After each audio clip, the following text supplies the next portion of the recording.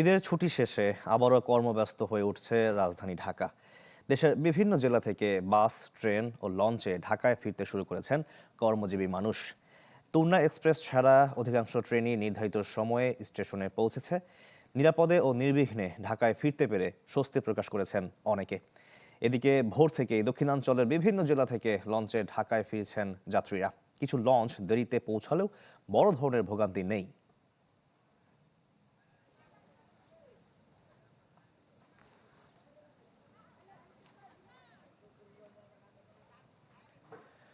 দর্শক, যেমনটা বলছিলাম, প্রিয়জনের সঙ্গে ঈদ শেষে রাজধানীতে ফিরছেন মানুষ। আমরা আরো খবর জানবো। কমলাপুর এবং সদরঘাট থেকে যুক্ত হয়েছেন আমাদের সহকর্মীরা। আমরা এক এক করে চলে যাচ্ছি তাদের কাছে। প্রথমে যাচ্ছি কমলাপুর রেল স্টেশনে, যেখানে রয়েছেন স্বপ্নীল, শাহরিয়ার, শিশির। শিশির, জানাবেন যাত্রী ভিড় কেমন দেখছেন?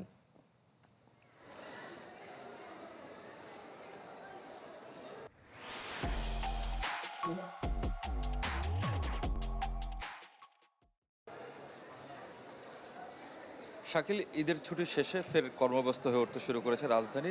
যারা প্রিয়জনের সাথে ঈদ উদযাপন করতে গ্রামে গিয়েছিলেন কিংবা বিভিন্ন জায়গায় ঘুরতে গিয়েছিলেন, তারা এই ঢাকা শহরে ফিরে আসছেন। সকাল থেকে এখন পর্যন্ত কমলাপুর রেল স্টেশনে আমরা যেটি দেখতে পেয়েছি যে ৮ থেকে ৯টি ট্রেন এই স্টেশনে এসে পৌঁছেছে এবং অধিকাংশ ট্রেনই কিন্তু সময় মতো এসে পৌঁছেছে বলে যাত্রীরা আমাদেরকে জানিয়েছেন। দু একটি ট্রেন যেটি লেট করেছে সেটি আধা ঘন্টা থেকে ১ ঘন্টা এরকম সময় তারা লেট করেছে। সার্বিকভাবে যাত্রীরা এই শিডিউল মেনটেন নিয়ে খুব বেশি তারা ক্ষোভ প্রকাশ করেননি এবং বলেছেন টিকিট প্রাপ্তি নিয়েও তাদের তেমন কোনো অভিযোগ কিন্তু ছিল না এবং যাত্রীর চাপ কিছুটা ছিল, কিন্তু সব মিলিয়ে যে তারা যেহেতু নিরাপদে নির্বিঘ্নে ঢাকায় ফিরতে পেরেছেন সেই বিষয়ে তারা আমাদের কাছে স্বস্তি প্রকাশ করেছেন এবং রেলের সেবা নিয়েও বড় ধরনের কোনো অভিযোগ এখন পর্যন্ত আমাদের কাছে যাত্রীরা কিন্তু করেননি। একই সাথে বিভিন্ন গন্তব্য থেকে রাজধানীতে মানুষ যেরকম আসছেন, অনেকে কিন্তু আবার ঢাকা থেকে অন্যান্য গন্তব্যের দিকেও যাচ্ছেন। আপনি জানেন যে সামনে ৩ দিনের ছুটি রয়েছে।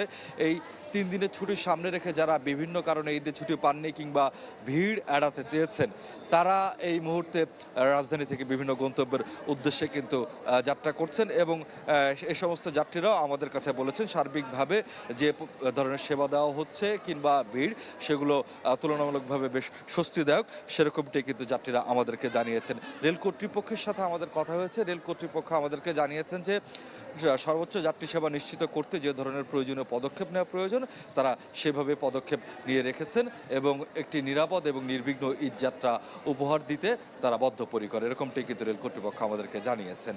শাকিল, শেষে ধন্যবাদ আপনাকে। এবার চলে যাব লঞ্চ ঘাটে, সদরঘাটে, যেখানে রয়েছেন তানজিলা, আফসানা। তানজিলা, আগের খবরে আপনি দেখাচ্ছিলেন যাত্রীদের অনেক ভিড় ছিল। এই মুহূর্তে ভিড়টা কিছুটা কমেছে কিনা?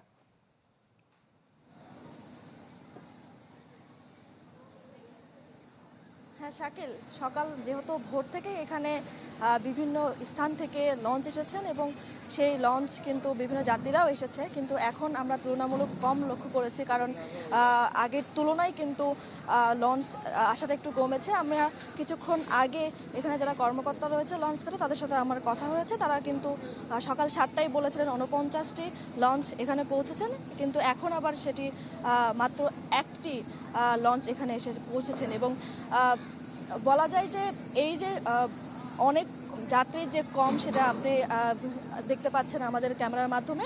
সব কিছু মিলে যদি বলি যে যেহেতু সরকারি একটা ছুটি রয়েছে, 26শে মার্চের ছুটি এবং শুক্র শনি সাপ্তাহিক ছুটি রয়েছে, সে কারণে কিন্তু অনেকেই যারা বাসায় যাচ্ছেন এবং ঢাকামুখী হচ্ছেন, অনেকেই ভিড়টাকে এড়িয়ে যাওয়ার জন্য তারা কিন্তু শুক্র শনিবারকেই বেছে নিয়েছেন এবং তারা বলছেন যে আসলেই যেহেতু ঈদের ছুটির পরে তারা আসবেন এবং এই যে ছুটির পরে তারা যে আসবেন এবং যারা যারা এখানে লঞ্চ ঘাটে রয়েছেন তারা দায়িত্বরত কর্মকর্তারা বলছেন যে আসলে লঞ্চের যে যারা যাত্রী রয়েছে তারা শুক্র শনিবারে বেশি চাপ বাড়বে বলে এখানকার যে কর্মকর্তা তারা আমাদেরকে জানিয়েছেন এবং সব কিছু মিলিয়ে বলা যায় যে এখন বর্তমানে কিন্তু তেমন স্বাভাবিকই রয়েছে, এখানকার তেমন কোনো ভোগান্তি নেই এবং যাত্রীরা বলছেন যে স্বাভাবিকভাবেই তারা এখানে এসেছেন এবং আইনশৃঙ্খলা পরিস্থিতিও কিন্তু এখানে যারা বাহিনী রয়েছেন তারা কিন্তু টহল দিচ্ছেন এবং ভালো পরিস্থিতি এখানে রয়েছে এবং কোনো ধরনের কোনো অপ্রীতিকর ঘটনা ঘটেনি। শাকিল, অনেক ধন্যবাদ তানজিলা আপনাকে আমাদের সঙ্গে যুক্ত হওয়ার জন্য। দর্শক,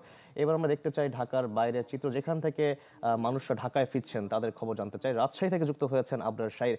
আবরার, জানাবেন আপনার পেছনে দেখতে পাচ্ছি বাসের লাইন, কেমন চাপ দেখছেন যাত্রীদের?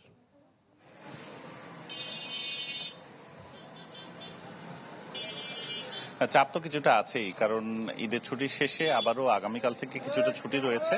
কিন্তু যারা আসলে লম্বা ছুটিতে এসেছিল তারা ফেরত যাবার জন্য সকাল থেকে আসলে বাস স্ট্যান্ড, তারপরে রেল স্টেশন, এই জায়গাগুলোতে ভিড় করছে।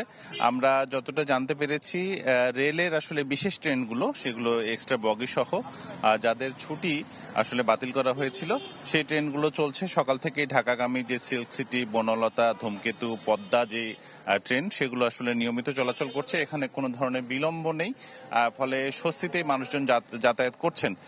বাসেও এখন পর্যন্ত আমরা দেখেছি যে সকাল থেকে শুরু করে 8টা থেকে 9টা এবং আগামীতে এই যে 10টা বাজবে সেই সময়টা তো বেশ কিছুটা চাপ লক্ষ্য করা যায় বাসগুলোতে, এবং সকাল থেকে নির্দিষ্ট সময়ে এই বাসগুলো ছেড়ে যাচ্ছে ঢাকা অভিমুখে, এবং কোনো ধরনের এখানে বিলম্ব কিন্তু নেই। তবে একটা জিনিস লক্ষ্য করা গেছে যে ভাড়ার ক্ষেত্রে কিছুটা বাড়তি ভাড়া রয়েছে এসি বাসগুলোতে, যেটা আগে 1200-1250 টাকা ছিল, সেই বাসের ভাড়া এখন এসে দাঁড়িয়েছে প্রায় 1600 থেকে 1700 টাকা পর্যন্ত।